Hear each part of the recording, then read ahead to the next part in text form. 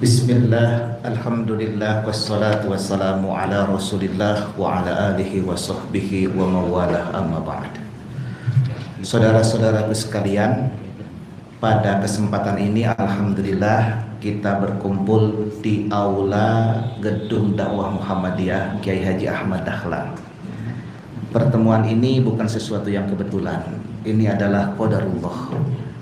Dan saya ingin sampaikan di sini bahwasanya persoalan PIK 2 itu bukan hanya urusan Charlie Chandra, bukan hanya urusan Bang Said Didu, bukan hanya urusan Mang Mikdar, bukan hanya juga urusan orang Tangerang, bukan hanya urusan orang Banten, tapi ini adalah persoalan kita semua sebagai rakyat Indonesia.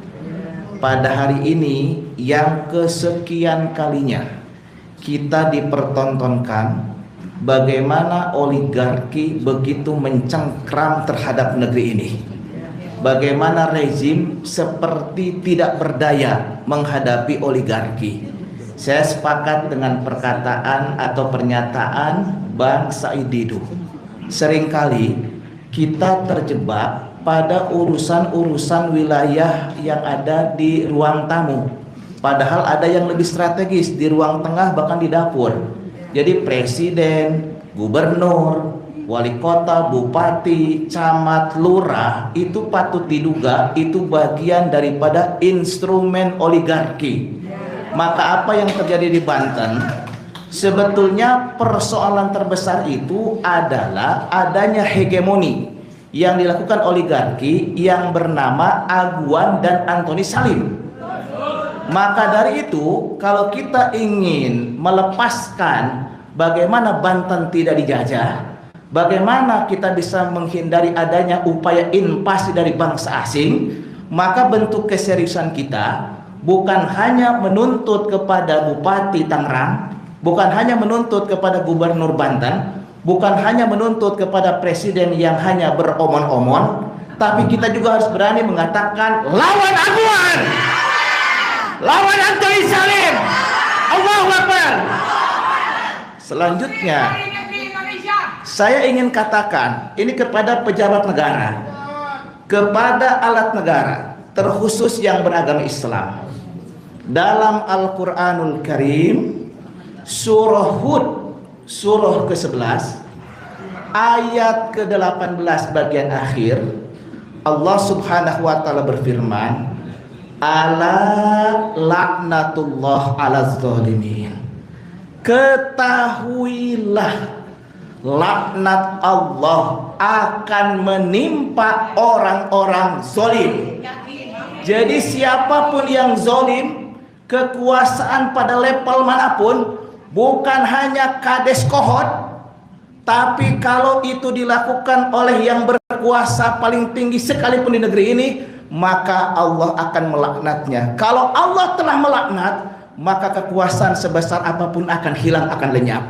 Oleh karena itu, maka selanjutnya saya ingin mengingatkan kepada kita semua, kita adalah bangsa yang merdeka. Betul? Betul. Banten punya sejarah panjang melakukan perlawanan terhadap penjajah. Betul? Maka kita ingin sampaikan di sini, ayo saudara-saudara yang menjadi warga Banten khususnya, baik yang di Tangerang, yang di Pandeglang, yang di Serang, yang di Tangerang Selatan, semuanya kita bersatu yang ada di Lebak. Kita lawan oligarki. Allahu Akbar. Saya sebagai Ketua Aliansi Pergerakan Islam Jawa Barat yang berbasis di Bandung, Banten dulu bagian daripada Jawa Barat. Pada tahun 2000-an Banten kemudian misah. Kalau Banten memisahkan dari Jawa Barat atau menjadi otonomi daerah, kemudian dikelola oleh rakyat Banten sendiri, oleh Sultan, kita senang. Tapi kalau lepas dari Jawa Barat, kemudian menjadi cengkraman daripada oligarki, kami orang Jawa Barat tidak ridho, saudara sekalian. Oleh karena itu, siap bersatu, siap berjuang terus.